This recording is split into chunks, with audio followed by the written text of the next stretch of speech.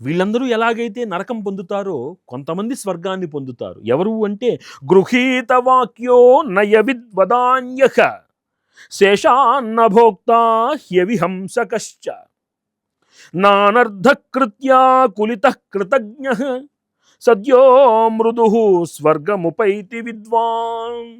ఒక దాత దేవతలకు అతిథులకు పెట్టిన తర్వాత మిగిలిన శేషాన్ని భుజించేవాడు, పెద్దల మాటను గౌరవించేవాడు, నీతివేత్త, హింస చెయ్యకుండా ఉండేవాడు, కీడు కలిగించే పనులతో కలతపడటము ఎరిగినవాడు, చేసిన మేలు మరువక కృతజ్ఞతాభావముతోటి ఉండేటువంటి వాడు, సత్యశీలి, సున్నిత మనస్కుడు, వీరందరూ స్వర్గాన్ని చేరుకుంటారయ్యా.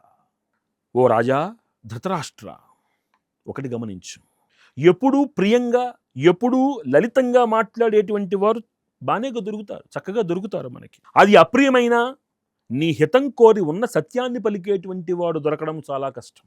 అలాంటి వాడికి దూరంగా ఉండకు నువ్వు. వీడు నన్ను హెచ్చరిస్తున్నాడు, వీడు నాకు నీతులు చెప్తున్నాడు, వీడు నా పనిని కాదంటున్నాడు అంటూ వారు మాటలు నీకు అప్రియంగా ఉన్నాయని పెడచెవిని పెట్టకు.